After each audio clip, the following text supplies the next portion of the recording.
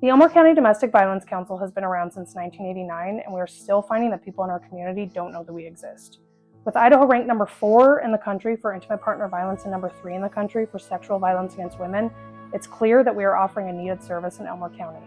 This isn't a problem that's going to go away, but we can help ease the worries that victims have, such as housing, food, safety, and the opportunity to have someone to listen and believe what they have to say. This is a social problem. This is a problem that happens from the poorest communities to the richest communities, from the smallest communities to the largest communities. It happens in households every day. This is a thing that is going to take a village. It's going to take teamwork. We need doctors, we need psychologists, we need law enforcement officers, we need attorneys, we need society to understand that this is a real problem that doesn't go away because you ignore it. It doesn't go away because you can justify somebody's bad behavior. So when I started at the Elmore County Domestic Violence Council, I had no idea that I had lived experience with domestic violence. I originally got my degree in psychology so that I would potentially be a substance abuse counselor because I thought I related more with those individuals. However, it didn't take long after working here that I realized that I did have lived experience. I can remember a few times ending up in a women's shelter with my mom and my 4 sisters. And so when I see children walk in here with their mother, I think it hits me a little different because I've been in their shoes. And so being able to provide a safe place for them where they don't have to listen to their parents fight. They don't have to be in the middle of that fight and hear what's going on. I think the work that we do has such a reach in our community. Everybody knows somebody affected by domestic violence. So the first thing is always money. Money is what allows us to do more. So what's that more we need to do? We need transitional housing. Somebody needs to feel safe and in a place that's theirs. And money is always used against our victims. That's always a problem. I need funding to get people secure in their houses. Nobody wants to stay at their parents' house. Like, there's a social pressure. Our shelters and our housing is great, but sooner or later you just want to get back to a normal routine, a normal thing. Transition housing, getting back to normality, is what helps victims. They can just be themselves. Right? We need transitional housing, and then we need mental health support. We need counseling support. What I just said was the 2 most expensive things in our society, right? What I just said is housing, the most expensive thing we do, and healthcare. We are really focusing on finding our clients housing. Too often we see that clients come and they don't have another option for housing. So it's either we find them housing or they end up homeless or living in a homeless shelter. So we really, we love the Rapid Rehousing program. It's offered so many of our clients hope because it does give them and their children housing. Drug cases, there's a series of evidence, right? You have lab tests and lab results, and you have the direct observation of the officer. In a crime against a person case, specifically like of a domestic battery case, a lot of that information comes only from the victim. He said, she said kind of statements. I might have photos of a bruise caused by somebody grabbing somebody around the neck. Right?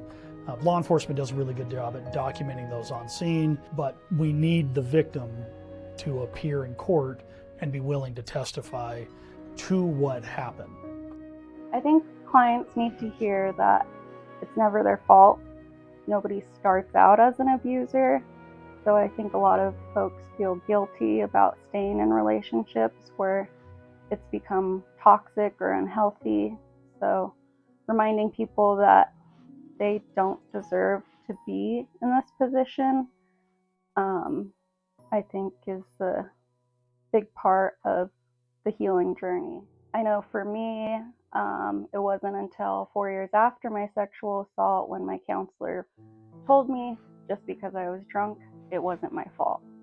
So I think other people need to be able to hear that too, because I know for me it made a big impact on how I viewed the whole situation.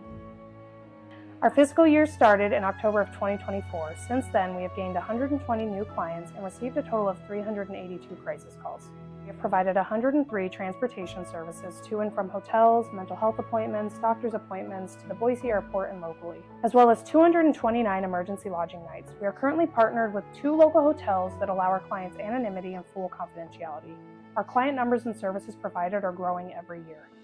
This is definitely my favorite position that I've been in here, because I do get to, I think this is the most important step for clients. This is always a goal that our clients have when coming in here, is finding housing. And so getting to be the person that gives them that hope and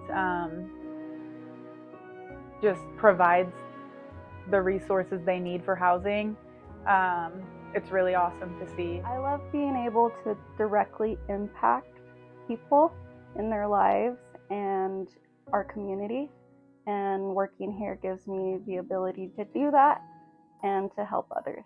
Our goal is to keep our community safe and our doors open. Your donations help us to achieve these goals. This is not just a campaign, it's a movement, and we're inviting you to join us.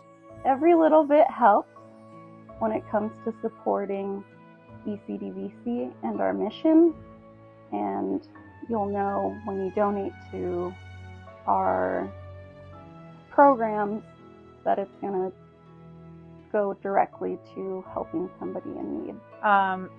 Ending domestic violence for our future, with the kids that come in here, we're potentially preventing them from becoming abusers, preventing them from being in situations where they're being abused. So what we do, it's important. It's vital.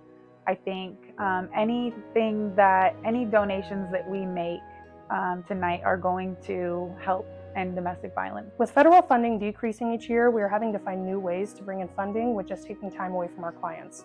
We are in a position where we can't provide as many transportation services, client needs, and emergency lodging nights. We are the Elmore County Domestic Violence Council, and we're here for you. We are rooted in compassion, advocacy, and change. We've evolved, we've listened, we've rebuilt, all for the needs of our clients. Every survivor deserves dignity, support, and safety. We're here to walk beside them, not just in crisis, but also through healing. We believe survivors, we advocate fiercely, and we never stop showing up. Domestic violence, sexual assault, stalking, and human trafficking are in every corner of our community. We, as community members, need to educate ourselves. With our community constantly growing, we are also increasing population, but also increasing crime rate. We are here for our community. That is why we are partnering with law enforcement, churches, and local leaders to educate our community and be more involved.